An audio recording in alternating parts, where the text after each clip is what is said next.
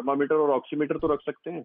Think about a solution कि भाई अगर आपको बुखार हो रहा है तो कम से कम आप अपने आप को चेक करें और अपने आप को करें। आप ये देखिए कि जो मैम ने बात बताई स्टीरॉइड यूज की, मेरे पास एक केस रिपोर्ट आई जहां पे पेशेंट ने 5 दिन की जगह, डॉक्टर ने 5 दिन स्टीरॉइड बताया, उसने डर के मारे 10 दिन स्टीरॉइड खाया और स्टीरॉइड खाने के बाद उसको मेंटल हेल्थ प्रॉब्लम्स तक शुरू हो गई। He started becoming more aggressive, जिसको हम स्टीरॉइड इंड्यूस्ड बिहेवियरल प्रॉब्लम्स कहते हैं।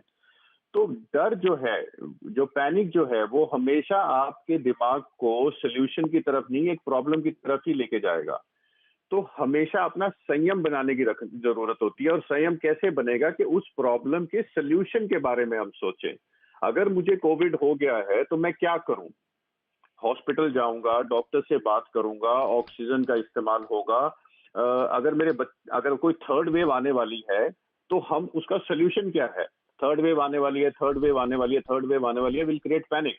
तो थर्ड वेव आने के लिए हमें क्या तैयारी करनी है? हमें ढीलेपन नहीं होना है, हमें मास्क इस्तेमाल करना है, हमें अपनी इम्यूनिटी डेवलप करनी है, जो प्रिकॉशंस गाइडलाइंस आई हुई हैं उनको फॉलो करना है, डिस्टेंस रखना है। These are the things. Just panicking third wave is not going to be helpful. अब म्यूकर माइकोसिस की जो बात हो रही है, ब्लैक फंगस, जो एक इटसेल्फ नाम ही बड़ा डरावना लगता है, ये फंगस है, ये अपॉर्चुनिस्टिक फंगस है, हमारे सबके साथ में रहती है। सिर्फ 2 कारणों की वजह से ये बन रही है। नंबर 1 इज जहां पे इम्यूनिटी कम हो रही है, सेकंड इज हाइजीन।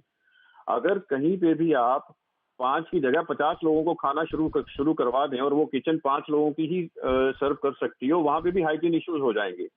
तो यहाँ पे भी तो आप अपना हाइजीन बरतिए। जैसा कि डॉक्टर साहब ने कहा कि बीटाडिन गार्गल्स करें। जब आप अकेले हॉस्पिटल में हैं, आइसोलेशन में हैं, उस समय भी अपने हाइजीन का ख्याल रखें। तो हमें जो है उन सॉल्यूशंस के ऊपर काम करना है। And that is how we will prevent ourselves. उस सिचुएशन में, उस पैनिक सिचुएशन में खड़े होंगे तो उससे हमारी इम्यूनिटी और डाउन हो जाएगी। ऑफ कोर्स, राइट डॉक्टर साहब, मैं बात आपकी समझा और ये इस डायरेक्शन में आगे बढ़ना है। लेकिन मैं डॉक्टर सतजोत के पास आना चाहता हूं और सतजोत जी, मैं ये जानना चाहता हूं कि सवाल सिर्फ इतना ही नहीं है।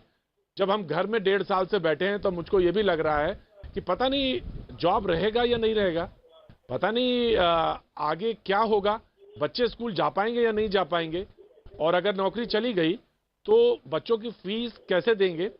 यहां से सोचना शुरू करते हैं, रात में नींद गायब होती है और जब रात में नींद गायब होती है तो फिर धीरे धीरे समस्याएं आने लगती है। और इससे कैसे निपटे? और जब आप 1.5 साल से घर में बैठे हैं तो ब्लैक फंगस थर्ड वेव ही नहीं है, अपनी खुद बुनी हुई समस्याएं भी हैं जो कि घर के अंदर ज्यादा तेजी से बढ़ रही हैं और लोगों को दिखाई पड़ रहा है और लोगों ने शेयर करना शुरू भी कर दिया है। डॉक्टर सतजोत, कैसे इससे निपटें और कैसे आइडेंटिफाई करें?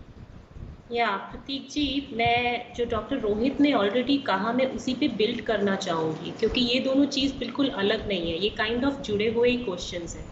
कि अभी मेरे को जो एंजाइटी हो रही है, मुझे जो प्रॉब्लम हो रही है, is somewhere related to my false fair.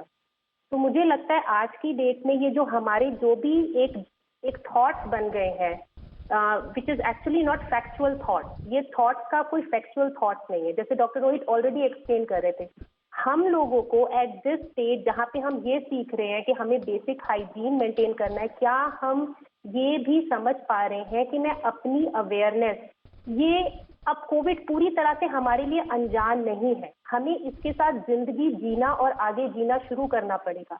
Doctors already जीना क्यों शुरू कर चुके हैं, वो क्यों नहीं रुक पाए हैं? Because of their awareness.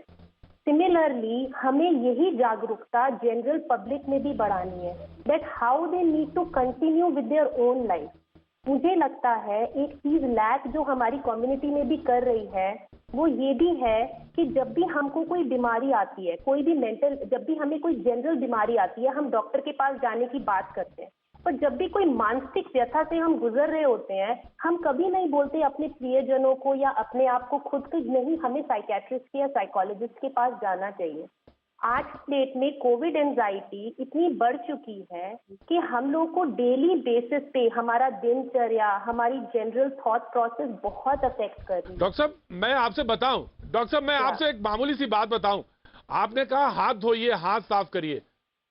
मुझे कम से कम ऐसे 10 लोग हैं जिन्होंने मुझे फोन करके कहा कि मुझे लगता है कि मेरे हाथों में वायरस सा लगा हुआ, 20 बार हाथ धोने लगे और उनकी एक आदत सी बन गई है, जिसको शायद आप कहते हैं कि कंपल्शन जो एक है डिसऑर्डर है, बिल्कुल आप वो 15 बार 20 बार हाथ धोने लगे।